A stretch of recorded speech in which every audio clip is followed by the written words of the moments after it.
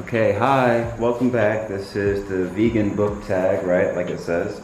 This was done by Dan Cobain over at Dane Reads, because he's like a vegan. He's like vocal about it, you know what I mean? I'm a vegan too, but I'm a pro-cruelty vegan, which is to say, like, I won't like drink milk or eat honey or something, but I am on the lookout for some snakeskin driving gloves. The first question or item, okay, tofu.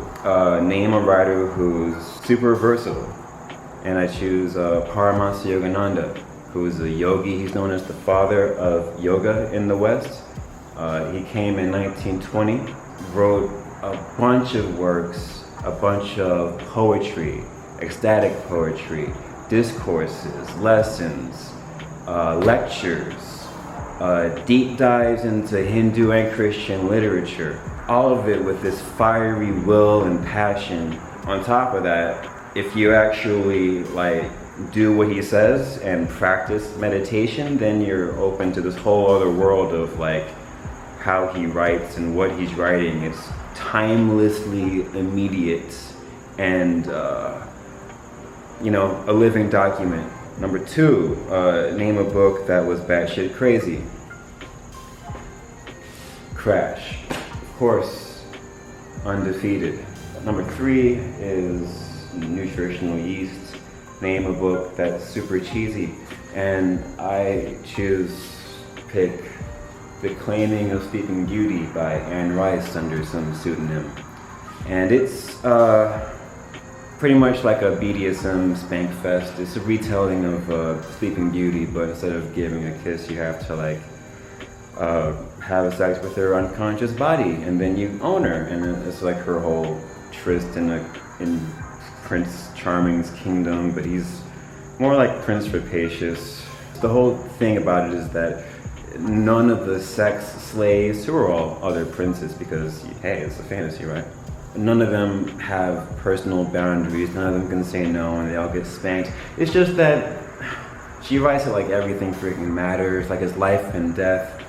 And it's, I mean, it's pretty intense when you don't have any boundaries, right? But it's not like you're gonna get killed. It just has that vibe like someone's gonna, you know, slit your throat at any moment. But anyway, that book was really intense for me. It was cathartic. It was by no means an easy read. It was hot, but also like I got a little bit of, you know, PTSD from it. It was, I felt a lot of ways about that book, but it is also pretty cheesy. I can't deny that. Number four is The Beyond Burger. Name a book that imitates another book. And for this I choose Blood Meridian because of Moby Dick and Paradise Lost. Yeah, there we go. Quinoa. Name a book that's a good base book that everyone should read. Again, the Sedona Method. For serious, why is it like the second you give someone a book that's like, hey, this can make you better, they're like, no, I'm already perfect. You know what I'm saying? Like, no, you're not, brother. You're still mad at your dad. Like, you're mad at your ex or your boss or your children or, you know what I mean? Like, and you don't have to feel anything. You don't have to feel any of that. You know what I mean? You don't have to, it doesn't make up who you are. You know what I mean? Like, imagine like being yourself but not being mad all the time, or like that pit in the stomach in your world where you just sink down into it and think, oh, whoa, why me? Why this always? Like, all that can just go just as quickly as you thought about it just now, or maybe you didn't. Anyway, it can all disappear and you won't freaking miss it. But you know what I mean? It's your blood pressure, so you can do what you want to do. 6, Almond Milk. Name a book that goes well with a cup of tea. And for this, I choose The Unbearable Lightness of Being by Milan Kundera, because it's just like, that book has these like verses and yeah, that prose where like when you read a sentence, it just hits so well, you go, take a sip and you marinate and go back to it, you know what I'm saying? You know what I'm saying when I say that, so yeah. 7, Environmentalism. Name a book that is about our planet or another planet. And I choose Foundation and Empire by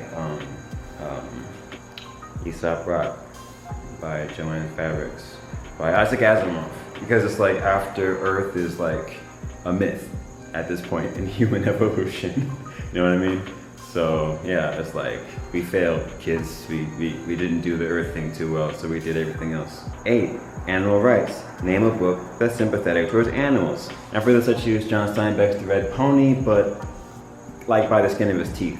Because like, yeah, it's like, it gives animals like emotions that you can easily read. They're humanistic in that sense, but also they're killed off just as if they were blades of grass. Like, it doesn't mean anything. Like, there are animals that die just from straight up, you know, childish callousness, you know what I'm saying? Like misplaced anger. So, I mean, yeah, but 9, health. Name a book that inspired you to be healthy mentally or physically. And for this is the book that I am coming through very slowly and with no intention to freaking rush for anybody, is the, what's it called? The NLP Guide, blah blah blah, Essentials, Tom Houvier, it's up there. People say you can rewire your brain or whatever, and this book is pretty much as close to that as possible. And I would say even just the first 4 chapters and a little bit at the very end has some very excellent reprogramming things that are so, I don't know, they're so direct, you know, the way that these NLP things work with all your senses and how your mind experiences senses, to go in there and replace those senses, to turn one memory's shape, sensually, I suppose, into the shape of another memory that you enjoy more, to make it easier for you to do in the future. It's crazy, man. I'm experiencing some success, but I'm not rushing either, you know what I mean? For how swiftly it works for me, and also how swiftly I'm able to use it on other people, to achieve like, what do you call that? Rapport?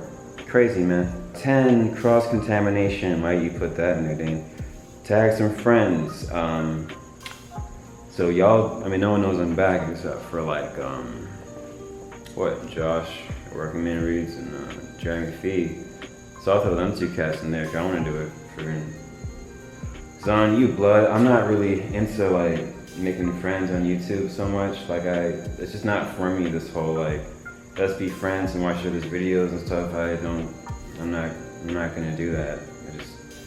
I don't like it. I'm not really about this booktube thing. It's a fun hobby. It's a fun hobby to read, but like, I'm just gonna put these videos up there, and if people see it and they see it, and they can just hop in and hop out, because that's what humans do. They hop in and hop out of your life. So like, it's like holding on to people thing. It's not for me, man. It just ain't. So bye. We're done here. Bye.